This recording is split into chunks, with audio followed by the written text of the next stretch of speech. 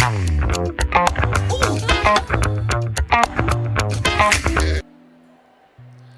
semua, selamat sore teman-teman Inakraf dimanapun kalian berada, baik yang hari ini hadir secara langsung di JCC Senayan maupun yang menyaksikan kita live di Instagram @inakrafmarket. Kembali lagi di Podcraft bersama aku, kali ini Ratu sebagai host Podcraft. Dan di sini udah ada Mas Zaki, an inspiring young man yang hari ini akan ngobrol bareng sama aku. Mungkin kita akan persilahkan Mas Zaki untuk perkenalan diri, boleh Mas? Oke, boleh. Perkenalkan, namaku Zaki Ihsan Arodli, biasa dipanggil Zaki. Kebetulan di Inakraf ini aku membawa brand dari produk keramik, yaitu Santo Keramik. Untuk Santo Keramik sendiri sebenarnya udah ada sejak tahun 2018. Itu ketika awalnya sebelum aku kuliah. Iya, tadi kita sempet ngobrol-ngobrol dan aku kaget banget. Jadi Mas Zaki ini salah satu yachtpreneur tahun ini yang berkesempatan untuk buka booth di Inakraf. Iya. Dan aku tahu kalau yachtpreneur itu adalah pengusaha di bawah umur 35 atau 37 tahun. Terus tadi aku ngobrol, aku tanya Mas Zaki, berarti berapa umurnya? Berapa Mas umurnya? Aku masih 21 tahun. Keren banget gak sih? Mas Zaki ini masih umur 21 tahun, masih lebih muda dari aku, masih kuliah, masih semester 7 ya Mas? Iya, semester Dan Mas 7. Zaki udah bisa ikut Inakraf, membawa brand keramiknya sendiri, yaitu apa tadi Mas? Santo Keramik. Santo Keramik. Nah, boleh diceritain gak sih Mas, Santo Keramik ini berangkat dari apa gitu? Kenapa dibikin dan apa gitu?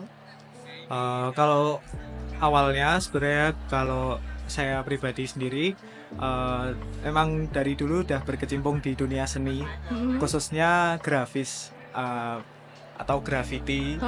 Jadi dulu saya suka desain, terus aku juga suka gambar-gambar di jalan. Oh ya? Ya, graffiti. Itu ada komunitasnya? Ada di Jogja. Namanya apa komunitasnya?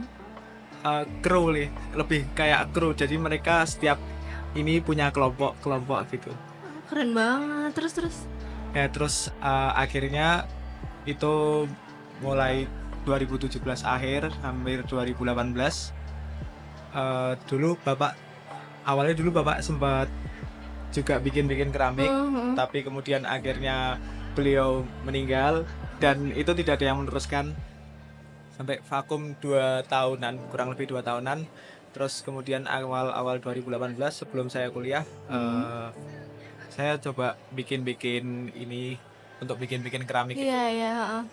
Ya dari basic seadanya, karena dulu juga belum disuruh ayahku untuk membantu. Terus akhirnya coba-coba bikin, dan karena aku di lingkungan seni itu tadi, terus aku coba mendalami, terus akhirnya sampai tahun sekitar 2021 itu aku daftar kuliah di ISI. Sambil kuliah jalan, terus di luar kuliah aku juga coba-coba keramik ini. Mungkin itu sih. Keren banget gak sih? Jadi Mas Zaki ini mulai perjalanannya di tahun 2018 dengan niat melanjutkan ya Mas. Berarti kan sebelumnya ayah Mas Zaki juga bisnisnya di keramik ya? Ya, dulu. Jadi niat awalnya itu untuk melanjutkan atau ada alasan lain? Sebenarnya ada alasan lain sih. Apa tuh? Karena aku sendiri suka dengan benda-benda antik, etnik gitu. Terus akhirnya pada awalnya aku mainnya pakai kaleng-kaleng cat gitu, kaleng-kaleng karaten gitu. Aku gambar-gambarin gitu. Terus akhirnya karena aku lihat dulu ayahku pernah coba keramik, terus akhirnya aku nyoba di keramik gitu. Karena keramik ini sesuatu yang mudah dibentuk. Terus ketika dijual juga dari raw materialnya tidak sulit untuk dicari. Iya bener sih. Tapi kan tadi Mas Zaki bilang kalau 2018 itu Mas Zaki masih nyoba-nyoba. Masih nyoba-nyoba. Nah, berarti waktu dari percobaan itu sampai Mas Zaki bisa bikin seperti ini itu berapa lama? Itu mungkin sekitar 2 tahun 2 tahun ya? kan? 2 tahun awal berarti sampai 2020 lah ya? Iya 2020 sampai COVID. Karena dulu awalnya bikin belum berani nyoba kayak jual gitu, Iya, belum berani. Terus akhirnya 2021 nyoba jual, ya, posting gitu. Terus akhirnya ada yang tertarik dan di situ ada yang order, terus akhirnya mulai percaya diri lah nyoba untuk bikin. Nah itu awalnya di mana Mas Zaki bisa publish karya-karya Mas Zaki itu dari mana awalnya? Platform apa? Kalau aku dulu awalnya itu di Facebook ya. Oh, Coba Facebook. Kenapa Facebook? Karena menurutku kalau Facebook itu lebih global, iya lebih sih, menyeluruh. benar-benar. Dari ranah anak-anak, Iya, remaja, terus khususnya orang tua. Karena aku melihat sih untuk barang-barang yang aku bikin ini lebih ke orang tua yang Iya, banyak minatnya gitu, yang ingin mendekorasi ruangan-ruangan rumah Iya. mereka. Seleranya lebih ke sana ya. Atau kalaupun ada anak muda dengan selera seperti ini pasti kan beberapa ya gitu ya masih agak susah. Jadi mungkin kalau di Instagram karena sorry, pasarnya lebih ke anak muda mungkin ya. Jadi agak susah di situ ya. Iya, awalnya gitu. Terus Mas Zaki masih ingat nggak sih pembeli pertama gitu dan apa perasaan Mas Zaki waktu karyanya dibeli atau ditawar? Kalau rasanya ya seneng ya. Pertama gitu kayak mendapatkan apresiasi dari orang yang mau Iya sih, beli gitu. pasti banget. Dulu awalnya itu yang tertarik ada ibu-ibu itu ngechat dari Facebook. Ternyata orang Jakarta, terus beliau punya villa di Jepara dan kemudian tertarik dengan keramikku, terus akhirnya minta katalog ada apa aja, terus akhirnya aku kasih dan dia mau ke Jogja untuk ke rumah untuk melihat keramik-keramiknya itu. Terus akhirnya ke rumah lihat model-modelnya ada bermacam-macam, akhirnya tertarik, terus dia order sekian piece untuk ngisi ruangan-ruangan villanya itu. Wow, jadi nggak satu ya, dibeli banyak banget ya? Ya lumayan Totalnya banyak. berapa dia beli? Sekitar 20-an lah, 24 sekitar. Wow, dan itu Mas Zaki kerjain sendiri? Aku ngerjain sendiri. Berapa lama? Sekitar kurang lebih 1 bulan. Wow, berarti waktu itu posisinya Mas Zaki baru masuk kuliah kan ya? Itu ya. Dan Mas Zaki ngerjain pesanan sebanyak itu sendirian. Sendiri. Itu keteteran gak sih? Ya kuliahnya yang keteteran sih.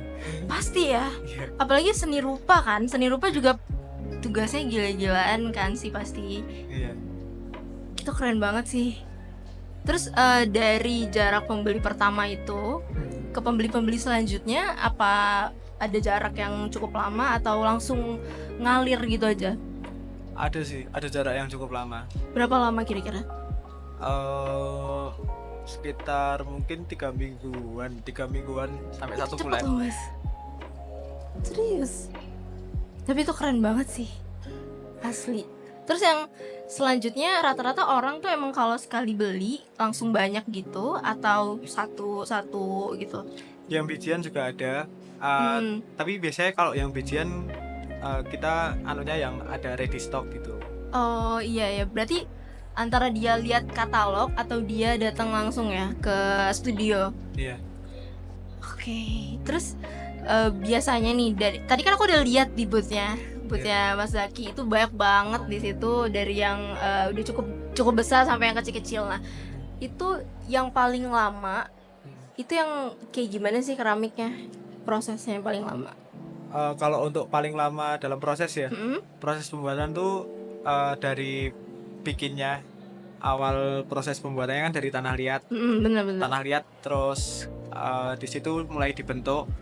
Nah habis dibentuk itu kan ada proses pengeringan. Iya. Nah itu harus dikeringin paling nggak 3-4 hari kalau kondisi cuacanya bagus. Dan itu yang sebenarnya yang bikin sulit itu nggak bisa langsung kena paparan sinar matahari, itu nggak bisa. Oh, jadi dia harus ditutup atau diapain, Mas?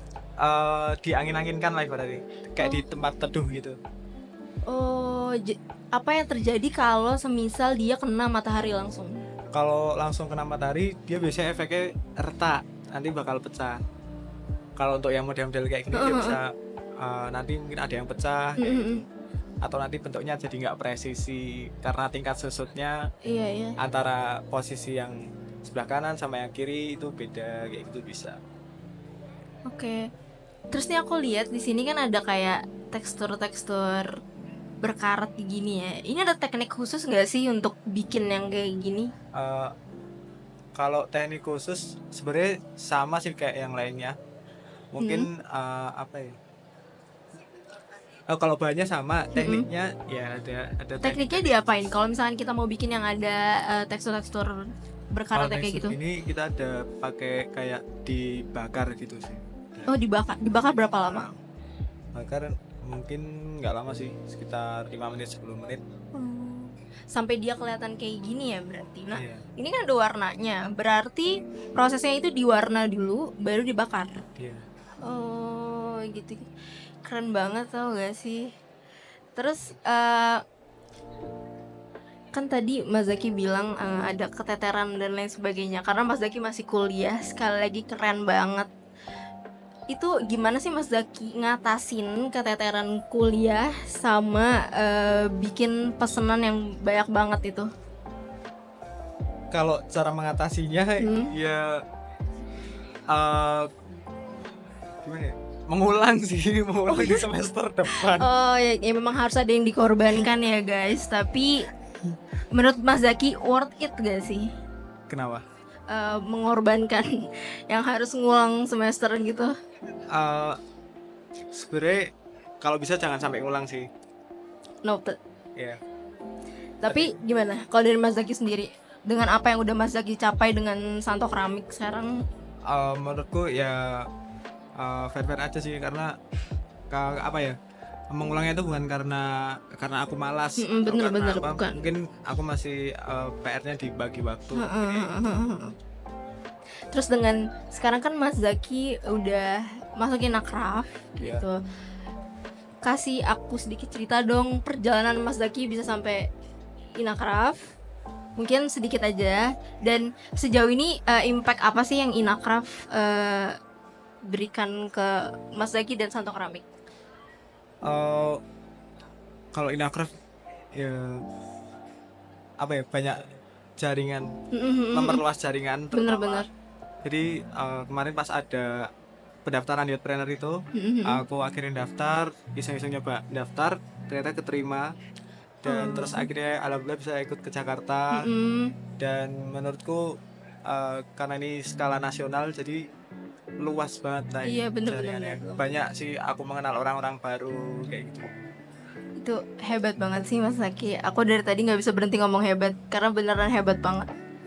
Nah terakhir Mas Zaki, kira-kira apa yang Mas Zaki mau sampein buat orang-orang di luar sana yang masih seumuran kita nih, mungkin masih struggling untuk mikirin kedepannya bakal kayak gimana. Sementara Mas Zaki tuh di sini udah hebat banget, udah punya brand sendiri, udah bisa sejauh ini. Kira-kira Mas Zaki mau kasih pesan apa untuk mereka? Yang penting apapun rintangan yang di depan ya harus harus dilalui, harus dilawan. Jangan pernah takut, karena menurutku ketika kita gagal, lebih banyak gagal itu kita akan lebih cepat untuk menemukan solusi. Iya benar. Itu sih mungkin. Itu ya guys, jadi pesan dari Mas Zaki, jangan cepat nyerah.